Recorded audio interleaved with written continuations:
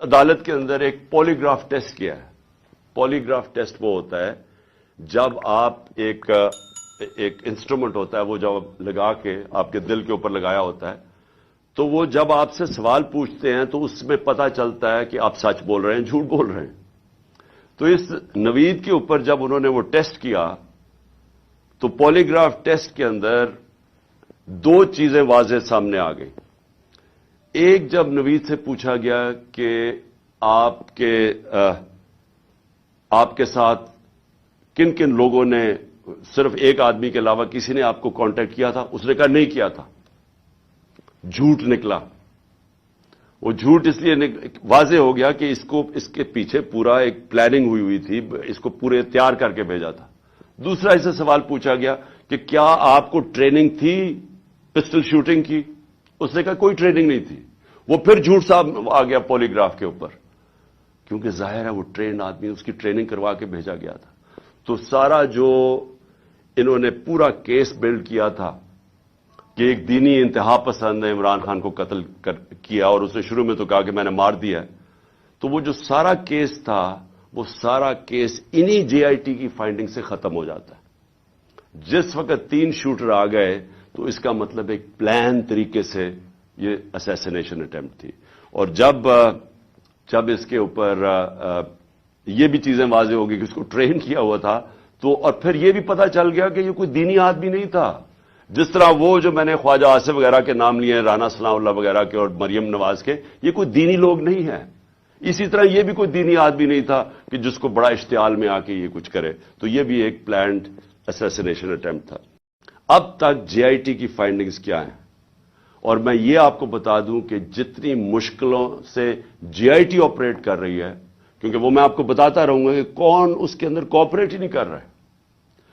جب جے I T نے D P او کو کہا کہ آپ کا ہمیں موبائل فون کی ضرورت ہے، ہمارے نیچے پنجاب گورنمنٹ کے نیچے ڈی پی او منع کر دیتا ہے.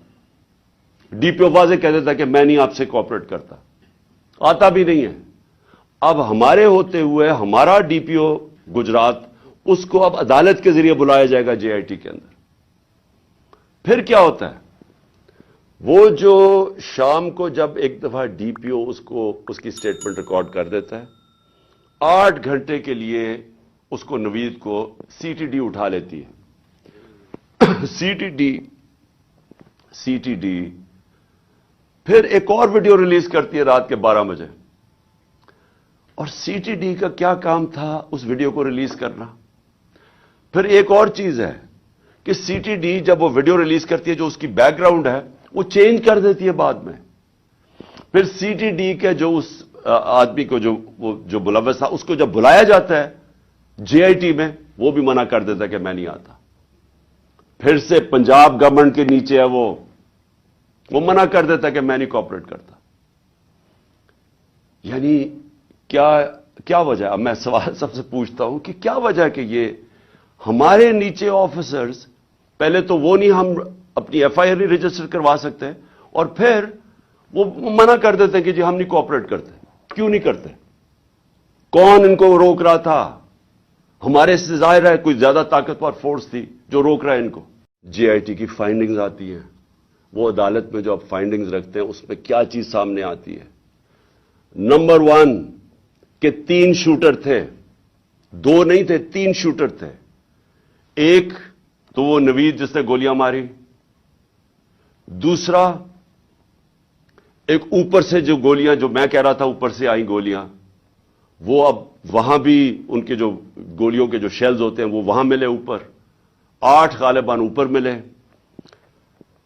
10 نیچے ملے، اور 2 اور نیچے ملے جو اور مختلف بندوق سے چلائے ہوئے تھے.